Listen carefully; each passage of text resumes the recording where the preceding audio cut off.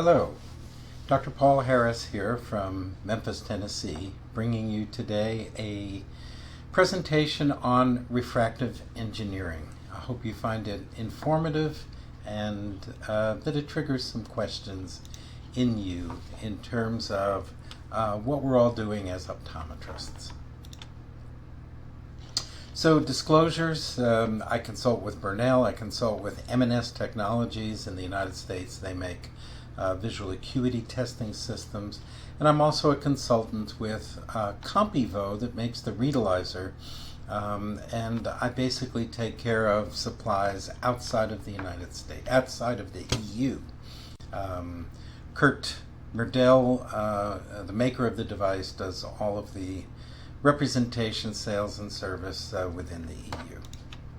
All right, so refractive engineering.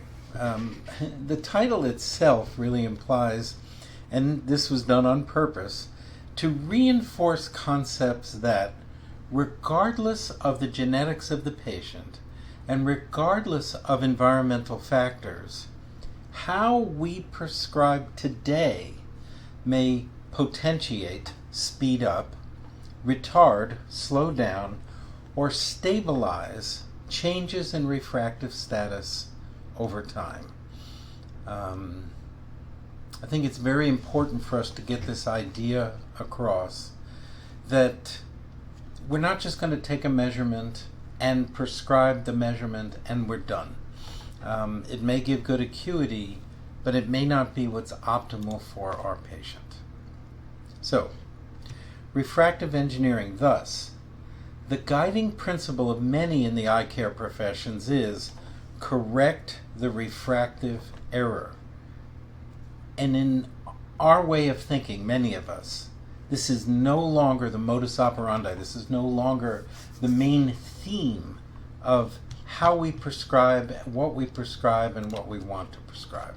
So that's part of what I want to get into today. And I'll give you this overview of the really enormous responsibility in prescribing to give our patients a better future. So let's talk first about some underlying guiding principles in this whole thing.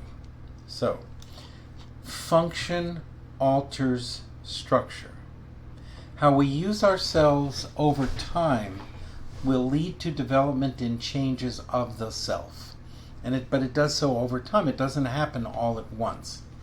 Now, if we can detect when things began and where the person is in making those changes, it'll guide us in choosing our lenses. So, some of you may have heard some of these statements before. I'll try to give you some background where they come from and how we use them. So Darrell Boyd Harmon, some of you may have heard of the Harmon distance, has said the organism grows along the line of stress to reduce stress. Now, in many normal living systems, the stress, and eustress, E-U-S-T-R-E-S-S, is a positive kind of stress. And the stress that's uniform will lead to generally uniform and symmetrical growth. But asymmetries in those stresses will lead to asymmetries in the development of refractive conditions. And we can think of that in particular, an example of astigmatism and anisometropy as different amounts of hyperopia or myopia, or even antimetropia, one eye hyperopic, one eye myopic in the visual system. The manner of adaptation will vary according to culture, genetics, and the opportunity of the person to make those changes. And I think you'll get more of this as we go through. So I wanted to start, this is a very busy slide. I'm not going to go through every little thing here, but I wanted to give you a sense of the growth of the optical components. So if you look at the left here, we have a list of many different parts of the eye, from the corneal to axial length and the power, AC, anterior chamber depth, lens thickness, And this gives you some of the measurements in this first column of what it looks like in the newborn. For example, we have a 10 millimeter sized cornea that's about 0.96 millimeters thick. You can see by 12 months the cornea is larger but thinner, significantly thinner. We can see here that axial length of a newborn eye is only about averages about 16.7 millimeters, and it grows 4 millimeters in the first 5 years. That would be a drop or a change in adding 18 diopters of minus to this eye. But we can see that the corneal power starts around a plus 50 diopter lens, but it loses 5 diopters in the first 5 years. So that counters some of these changes. You can see that the lens power starts at 90 diopters, but it's going to lose 20 diopters of power in the first 5 years. So just you can take a look at this. It gives you an idea of the change in the fovea or the foveola. Even cone density, those cones being packed tighter and tighter and tighter as they mature to make a nice fovea that actually changes size from 100 micrometers to, at about 45 months, to between 700 and 750 micrometers. So I think when we start talking about what's changing in refractive conditions, it's really important to get a sense, first of all, of how the eye starts and how it changes and develops over time. Now, newborn refractive measures. 88%, that's a lot, of newborns, their sphere power is somewhere between emetropia and plus 4 diopters, or 4 diopters of hyperopia. The mean and the mode, meaning it doesn't matter which type of statistic you use to find the central tendency, is right at plus 2, but it has a very wide standard deviation of plus or minus 2.75 diopters. So it's a curve, it's a normal distribution, a bell-shaped curve, and it goes pretty far out to the side. And showing you here,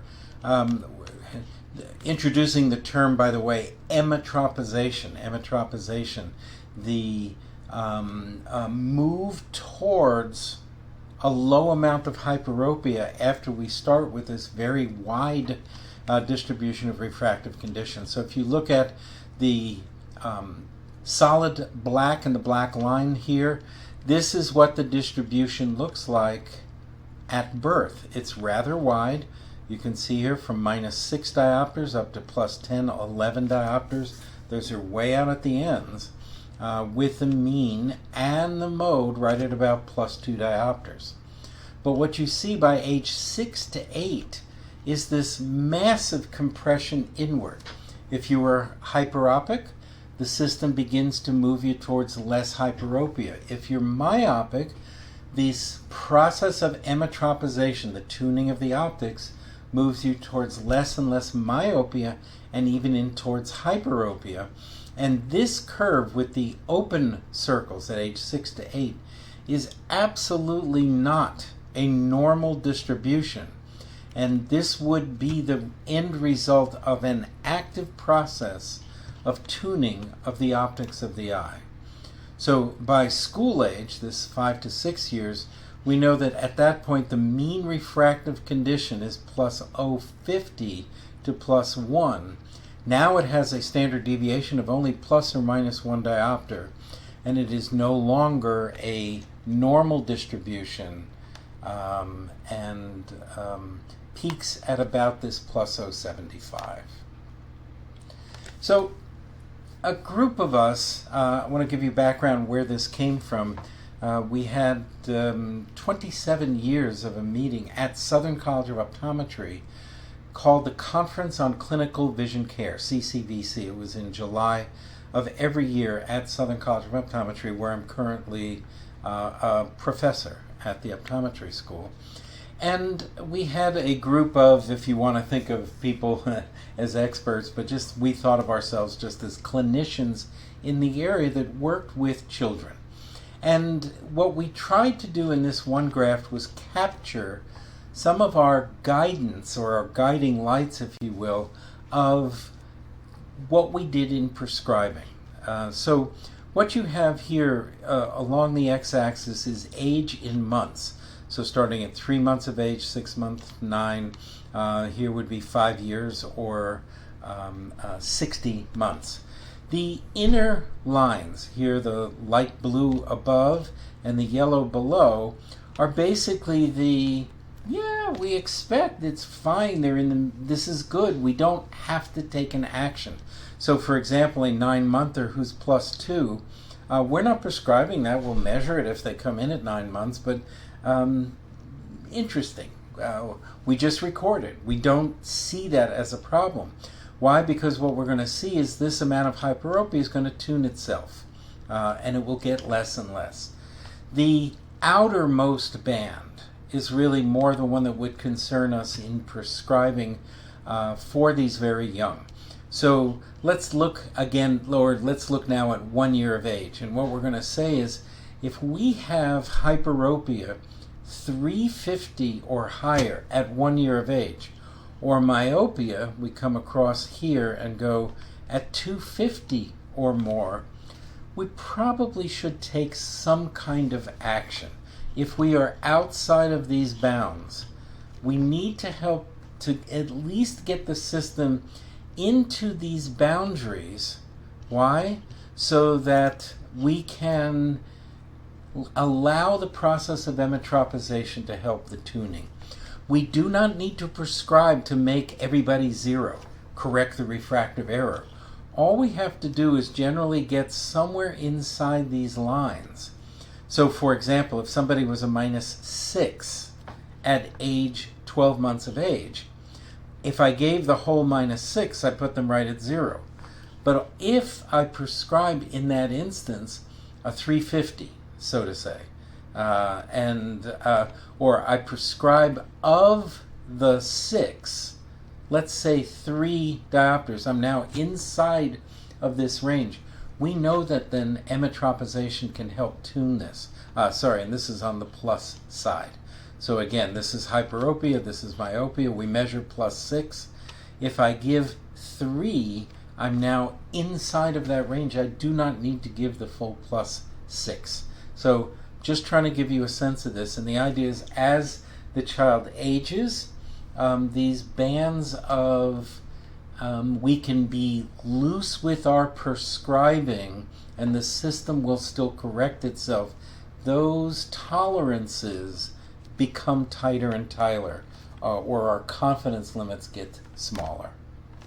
Now, I pulled this from another publication I did. This was specifically on people getting myopic. I also used it for prescribing prisms, just with different labels. But the basic idea here is I have time on the y-axis moving up and down on the left side, and I have our refractive condition or refractive status on the x-axis, hyperopia to the left, myopia here, and plano sitting right at this middle line. Now, the basic idea we could take from the prior slide is there's a range, a very wide range when we're young, that shifted more towards the plus side. And over time, with any one individual, there's not one lens that makes things great, but there's a range of lenses. For some people, it's a very wide range. For some people, it's a very narrow range. And one of our jobs when we're doing our testing is to get an idea of what are the range of possible lenses I can use or prescribe for this person. And over time, this may move. Under stress, I'm showing this one moving into the myopic range and narrowing. Now, the basic idea here is these 3 black lines that emanate from here. If I have a range of prescribable lenses, if I prescribe more towards one edge, I may drive that system to go in that direction more quickly. If I tip it over here, I may help to stabilize it. And if I'm more in the middle, I may slow down this shift that we see to the right in this type of thing.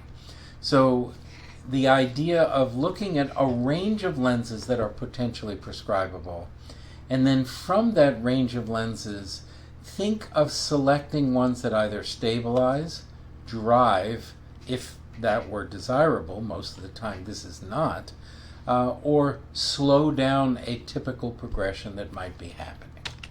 So let's shift now and talk a little bit about some conditions. The first one I'll go into is hyperopia or farsightedness. And I'll start by asking a question I think is a fundamental question that all optometrists and eye care professionals need to face. Of what value to the human system is the plus 0.75 distance refraction, all the way up to a plus 150 of this hyperopia to the human system? There's so much written about, the desired is the orthophoric, straight eyes, emmetrope.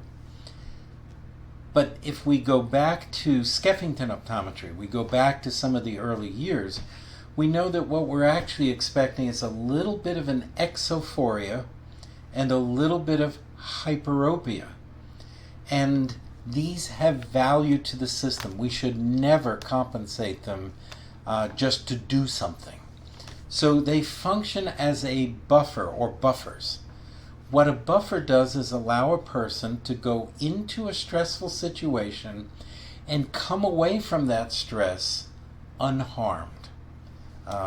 Think of it this way, and I know I have a slide coming up later with a quote from Skeffington, where he talks about, from the 1950s, that this buffer of hyperopia allows a person to go into a visual stressful situation and come away with the ability to look out at distance and see the world clearly, even after having been stressed. So, however, if you end up either giving up this buffer or it gets consumed either by being engaged in a stressful thing, or it gets consumed by somebody prescribing a lens that takes up the entire prescription or the entire amount, then any stress will begin to affect clarity and triggers other changes. So if we're right at zero, we're wearing our full amount of lens, and we do some close work, and then we look up, we first notice blur, clear. After a little more, it's blur, clear. And maybe the blur gets more intense, it gets longer, and then it doesn't clear after a period of time. And then we get that complaint, yeah, by the end of the day, I'm not seeing so well out there. And that may be that the buffer is being used up. So, one of the questions people ask, because we're starting to talk about leaving some of the hyperopia uncorrected or unprescribed. Doesn't that leave the child at risk who has moderate to a higher hyperopia? Doesn't it lead to the risk of potentially developing esotropia? And I think this fear is really a strong, deep fear in many eye care professionals. So let's go to someone who's done a tremendous amount of work. Jan Atkinson, a PhD in vision science, did screening programs in the UK. You have the reference there from Nature. Of those with refractive conditions plus 350 or higher, so let's really go wild. She said 21% of those children who had been hyperopic initially and had not worn a correction did become strabismic. So is hyperopia 350 and higher is it a factor? Is it a risk factor for strabismus? Yes. However, it is not a situation that every single one goes to become a strabismic. 79% did not. So this fear that any hyperopia I must prescribe, otherwise I may be held responsible for the development of an esotropia, is not true. And if we go back to what I was suggesting, you measure a +6, you don't have to put the +6 on, we just have to get them inside of those developmental lines, and emmetropization can then begin to help reduce the amount of hyperopia. she said we can compare that to 1.6% of the control group, emetropic at infancy, and that became esotropic, and 6.3% of the treated and compliant group, meaning of that high plus 350. If we prescribe some plus, not all the plus, her treatment never gave the full plus, we could reduce that risk from 21% down to 6.3%. And in the end, they do not become as hyperopic as what they may if we were prescribing full plus. Here's the Skeffington quote I mentioned, December 1958. He said, "There's two simple statements we should have deep in our understanding. The hyperopia operates to protect accommodation, and the exophoria operates to protect convergence. They are both expendable. You can lose these assets, and so the hyperopia and exophoria should be considered assets." Later, he evolved to say the hyperopia was a protection for the mechanism of identification, which includes accommodation, and the exophoria helps to protect centering, which is our ability to know where things are in space. Now, let's talk a little bit about adverse hyperopia. I first came across that phrase from the late Dr. Robert A. Kraskin, who was a personal mentor of mine. Adverse hyperopia is hyperopia in excess of a double buffer. Remember, a buffer, we tend to think a normal buffer is plus 0.75. A double buffer would be plus 150. So think of any hyperopia that you measure that's more than 1.5 diopters. Now, the second part of this, it says it's got to decrease visual performance. So are there some people walking around that are plus 2, plus 2.25 who are not suffering in visual performance? Yes, I might quibble with that and say, but if they had a little bit of the plus lens, particularly for near, my guess is we would measure an improved reading performance, better comprehension, and when they took the glasses off and went back to their distance activities, there would be absolutely no transition. They would be fine. But adverse hyperopia is this in excess of this double buffer. Now, here's a very strong statement. Most of this adverse hyperopia that we see in the general population later in life, that is set in excess of 150, is a secondary iatrogenic illness, caused by what we do, caused by eye care professionals. It's caused by the overprescribing of plus. So there can be downsides to prescribing full plus, and that's potentially making people dependent on their eyewear and making the powers of those eyewear over time stronger and stronger. So when I get a patient that comes in who's been wearing full plus, one of the things we like to do is to try to see what can we do to begin to reduce their dependence on plus. So if possible, and again, imagine somebody who's plus 5 coming in wearing the full plus 5 in single vision form. I don't want to just take it all away. I can't usually. And it's beyond the scope of this presentation today to get into all of the things in the analytical protocol when I get my numbers that would help me know how much can I take away, and what's the flexibility of the patient, the openness to change. The term we use for it on behavioral vision care is embeddedness.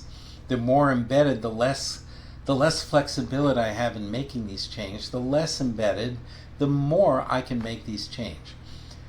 The most I would want to take away from that plus 5 is about 150 to start and build in a little buffer. So plus 3.5 out at distance. Now, if they were in single vision, what I also know is I will create more problems if I also take that plus away from them for near. So one of the other pieces of this is never give a lens, the new near, that is less than the prior distance lens.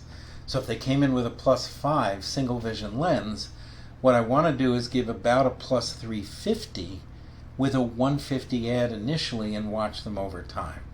Over time, I hope I have the ability to slowly reduce the power and decrease their dependence on the plus lens for near. Okay. Moving forward, let's spend a little time with myopia. So when we start the myopia thing, we always get this nature versus nurture, and people go on and on and on and blather on and on. Well, it's got to be genetics. Why? Well, if you have no parents who are myopic, you have a low probability of becoming a myope. One or the other of your parent, you have a little higher, and if both parents are myopic, forget about it. You're going to become a myope. Just give in, invest in ophthalmic lenses or whatever, or frame company, because you're stuck for life. Then you have people that go, no, it's got to be the environmental factors, and there's all kinds of things. And the environmental factors that people thought were the thing have changed over time. So I don't think it's very useful for us to dig too far into these. Why? Because what we have learned is it's always both. It's always genetics plus the environmental things that may trigger it. So two conditions must be satisfied. There must be an underlying physiological mechanism that's part of how the human visual system works that would allow for changes to occur in the actual physical aspects of the eye. If there was no way for it to change, doesn't matter how you used it, it wouldn't change. So there first of all has to be a physiological mechanism. And second, there must be something that triggers it. And it's always these two working together.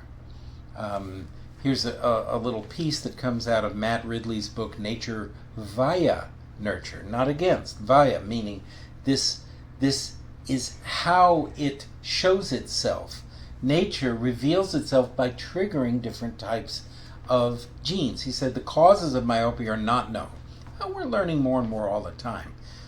This book was back in 2003. It says epidemiological correlation suggests that lengthy periods of close work are probably a contributory factor and that there's some genetic disposition to myopia and its severity, and he lists a number of chromosomes. The key statement here is it's gene environmental interactions are now being defined. Now, the close work thing turns out was most likely a misleading type of thing over a number of years. Everybody thought it was accommodation, everybody thought it was ACA ratios, everybody thought it was esophorias, and it turns out, excuse me, the current theories now point to peripheral defocus, which when you are doing lots and lots of close work actually sets the stage for the peripheral defocus to be significantly defocused, or the peripheral images to be defocused. So it wasn't so much some of the stress of doing the close work, it was just the pure optics of what it set up.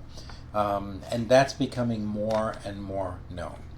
So a little early work on the physiology. Dr. Bill Ludlam, who my father worked with, did a myopia research project. They tested devices from 64 to 69. They had 500 subjects every 6 months brought in. I was one of the subjects. I was 001. Turned out to be a control, obviously. But let me give you a very significant clinical factor.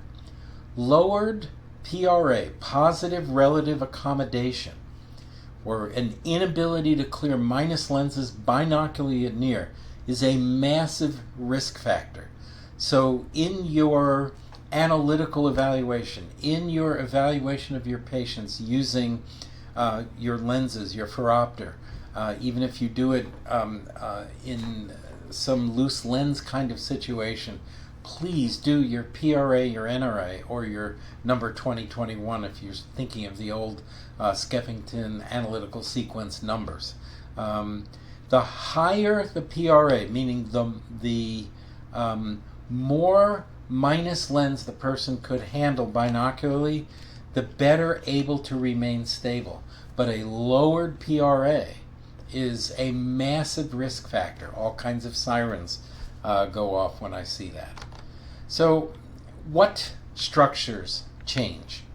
A lot of talk, axial length, etc., etc.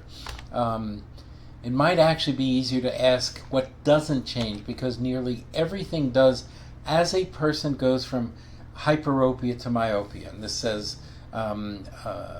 axial length changes, the corneal lens powers are decreasing, anterior chamber depth increases, the optics are moving apart, all in a controlled symphony of movement. And this is emmetropization really at its finest. So this is a subset of those 500. My father worked on the myopia control thing that was done at the Optometric Center of New York. That's the clinical entity that turned into SUNY, the State University of New York State College of Optometry, where I graduated from in 1979. And these are, I am not going to go over these in depth. I put a few of these here in red, but you can take your time and look. These are keratometric readings, refraction, anterior chamber depth. So these are the thing we're looking at, the thing that changed. And this is in an N of 30 that did not progress, the non-progression group. And over the length of the entire study, this group added a tenth of diopter of hyperopia. They stayed the same. But this group added a diopter and a half, 1.5 diopters. But you can look and see the differences in terms of radius of curvature and the power and that type of thing. If we go all the way down to the bottom, you see here axial length shifted by 0.47 millimeters, shifted by 0.73 millimeters. What this says is, if we only looked at axial length in the group that did not progress, they should have been 1.4 diopters more myopic, but they weren't. They were actually a tenth of a diopter more hyperopic. So there's about 1.5 diopters of change that should have happened as a result of the axial length change that was countered by the cornea decreasing its power, the lens decreasing its power, the anterior chamber depth, all of these things changing, again, in this controlled movement to end up staying the same, which on this side got a diopter and a half, but 2.2 is what we expected, meaning only about 3/4 of a diopter in the progressive myope did all the other changes compensate for. So it's not all axial length. Did their axial length get longer than the group that did not progress? And the answer is yes. But it is not all axial length. There's a lot more to the story.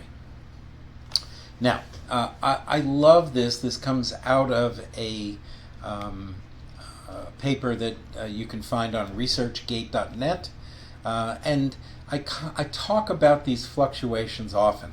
I want to make my own set of diagrams, which I will soon, that basically show this kind of thing, what's happening in that first up and down, that in the normal individual over a course of a day, what happens is we start with a little bit of hyperopia, we go in, we do our things, depending on the amount of reading and close work and this kind of thing, and we give up some of that hyperopia as the day goes on.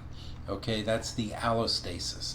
And then if in the evening and all through the day we're getting good nutrition, we get good physical activity, we get rest, what happens is you get a homeostatic recovery. So in this first up and down, we come back to about baseline. And I'd love a whole sense of those to just be going all the way along here across the bottom of this. That's normal. And one of the ways we stabilize and first make this peak from peak to trough relatively small and stabilize these bigger swings is actually by prescribing plus for near. And that often can help to decrease this fluctuation that happens later. Now, if you push harder and harder and harder, you can get a bigger shift away from the hyperopia, and maybe you don't get as much recovery, and then another shift and another shift. And this kind of change through the week, through the month, through the academic school year, so that maybe we started all the way on the left on this in the beginning of our school year, and towards the end of the school year we ended up in this new place. And right here, once we cross this line, we are in myopia land. And in the beginning we may cross back and forth, but again eventually launch up into there. And we may be adopting new postures, and in this instant posture is our refractive condition over time as we go through this. Okay.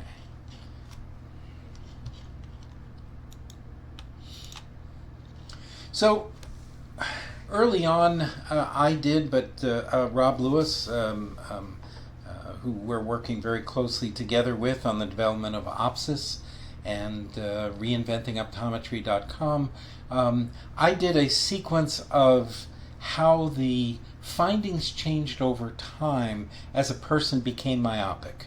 And I'm not going to go through each of these, but this gives you a sense of what is happening in the findings. We go around clockwise here, and this would be the changes at near. These would be the changes at distance. If we put it all together, what we see is that they're the same sequence, but they're slightly shifted in time from each other. And if a person remains in contact with these stressors, keep going to school, they keep doing their work, the blue, they keep going around. But we get some who start on this and they go, enough, I don't like this, and they swing off into flight. They give up, they stop being engaged with the stressors, and they may actually develop some hyperopia. So I want to give you a case that shows this. This is a case that I always give the expression sort of punched me in the face very early on. This is an old case, but it's one that if you will, punch me in the face or pulled the rug out from under a lot of my thinking in terms of myopia. So DN was referred to me at the age of 12, May 1984. She hadn't had any glasses yet. She was getting a little blur at distance, and the optometrist who was taking care of her had taken care of mom and dad. And you see, mom was minus 11.5, dad about 9.5. He had been reading. I had just come to the area, and he said, let me send this one. Let's see if we can save this girl. Okay? When I first saw her, her binocular balance, and the definition that I use of binocular balance is the least minus to the first good 20/20. And you see here I put 20/20 or 6/6 in each eye. Was minus 175, minus 050, axis 130. She was seeing something like 2200 or 660 with this eye, and she was seeing something around 2100 to 2080 with this eye uncorrected. So this seemed reasonable. Her distance vergence numbers, we call them ductions, base out, X, no blur, broke at 5, recovered at 4, base in, broke at 3, recovered at minus 1, meaning I had to go 1 diopter into convergence for her to recover. Those are horrible. And basically said this young lady is in crisis. Her PRA and NRA, her positive, relative, I couldn't even get back to plano after I'd gone into plus, and these were gross lens in place. Now this plus 225 showed me that this minus 175 wasn't real. She was just, and it turns out I would use the term unembedded with her. Fortunately, my stress point retinoscopy came out to be a plus 050. So what did I prescribe? What happened? What did we do? I prescribed minus 050. She needed something because 2080, 2100 was not going to get it done in the school she was at. So I gave her a 2040 or 612 at distance. That's what the minus 050 spheres did. Based on my stress point retinoscopy, I wanted plus 050 at near. So she got the +1 add. So we did 10 therapy sessions, and now her unaided acuity was 2040 with the right eye. Unaided, not with the minus 050s on, or 612. And the left eye was 2030 or 6.9. So her new binocular balance, minus 050, got me to a nice 2020, and a plano minus 025 axis 180, again gave me 2020. I changed her lens, of course, to a plano plus 075, flat top 35, split the pupil in half, wear it whenever you're doing reading, close work, school work, and that type of thing. So what happened to her long time? Well, we got good news and we got bad news, of course. So let me show you the graph of what happened. Here she is. She comes into me. I measure her at this point, some fairly significant myopia. I did the treatment. We brought her down to this minus 050-ish or so, and I was able to keep her at that point for the next 6 years. So no shift from this minus 050, plano minus 025 from there. I only did 10 sessions of vision therapy. What happens then? She goes away to college. I don't see her for 4 years, so 18 to 22. She comes back in. She said, I broke my glasses in the first week or so, went to a local eye care person, and they prescribed lenses, and I kept going back to them. I just didn't have time to come back to you. Came in and, Doc, can you help me? And it's like, well, turned out she was a minus 3 at this point. We ended up getting contact lenses for her. But from that point on until I left the Baltimore area in 2010, so this is a 10-year period from 84 to 94, for the next 16 years she was my patient, and we stayed right at this minus 3. Everything was stable. So she never approached what mom or dad were, and during our active treatment time I was able to stabilize her very, very nicely. So this case really pointed out to me that how I prescribed had a lot to do with where a case like this might head. So let's look at a little bit about now some current contact lens approaches. They're dealing with this, they're focusing, if you will, on the peripheral retinal defocus, which is something that's out there. And I just want to hit this to give you an idea that I didn't use any of these, quote, advanced kinds of approaches now, and that actually we have some very simple things and don't need to put lousy optics in front of patients just because it's a fad. So my site, or this active control technology, you've all seen it. It's being sold, these bands of distance and near and distance and near, and they're touting these wonderful, well, our patients, if you did single vision soft contacts go 3/4 of a diopter a year, our patients only progress at 0.5 diopters of a year. And to me, that's unacceptable. They can brag about it, but it's unacceptable. These are some of the graphs of my site versus ProClear 1 days, and you can see that the progression is worse with the ProClear 1 day, and the my site does indeed slow things down. But I'd like to not just slow things down, I'd like to really make a difference. So this is a study my colleague Rob Lewis and his partner, Dr. Howard Bacon, they did a retrospective study. At the time, they were using pure vision. They were doing a near center with the intermediate and distance in the periphery. They took 73 patients, 146 eyes. They followed them for 1 to 4 years, most of them closer to 3 to 4. And what was their progression? Their progression was 0.12 diopters per year.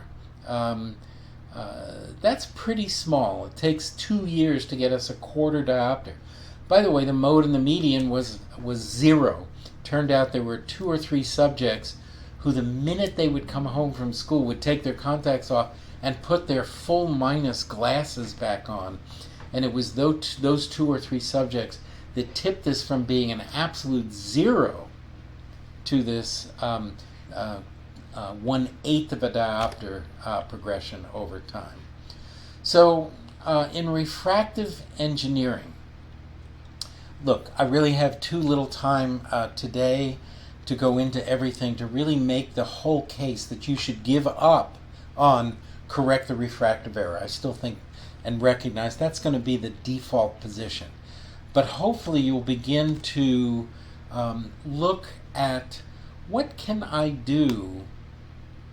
I've planted some seeds, hopefully, that may grow in you and may trigger you to start looking to prescribe now in a way that sets the stage for your patients to be healthier, more efficient, and be more productive over time.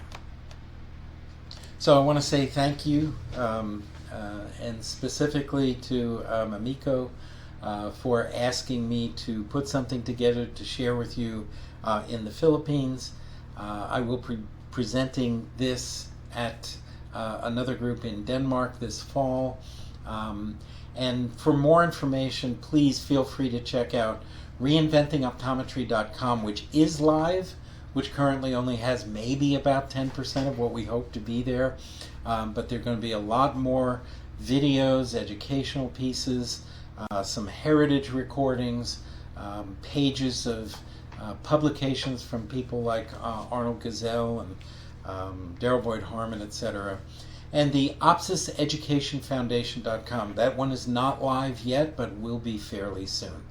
Please feel free to contact me if you have any questions about this presentation, and look forward to continued sharing and meeting more and more of you in person over time.